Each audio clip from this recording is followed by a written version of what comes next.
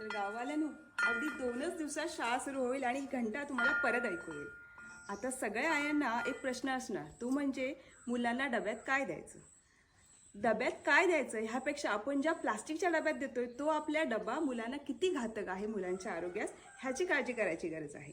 आणि म्हणूनच मी तुम्हाला एक छोटीशी गोष्ट सांगते. गोष्ट छोटीशी आहे पण लाख मोलाची आहे. तुमच्या मुलांच्या चांगल्या भविष्याची आहे, चांगल्या आरोग्याची आहे. प्लास्टिकच्या डब्याऐवजी आपल्या धातूचे डबे वापरूया, मुलांचं आरोग्य चांगलं बनवूया. अगदी छोटा सुका खाऊ द्यायचा असेल ते छोटे डबे पण उपलब्ध आहेत. पाणी पण प्लास्टिकच्या बॉटलमध्ये न देता धातूच्या बॉटल यूज करूया. तुम्हाला माहीतच आहे की आपल्याला ह्या सगळ्या गोष्टी लागतातच.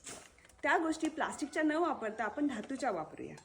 पट्टी म्हणा, शार्पनर म्हणा किंवा अशा कंपोस्ट बॉक्स म्हणा, ह्या कवरही प्लास्टिकच्या न वापरता आपण पेपरच्या न्यूजपेपरच्या वापरूया.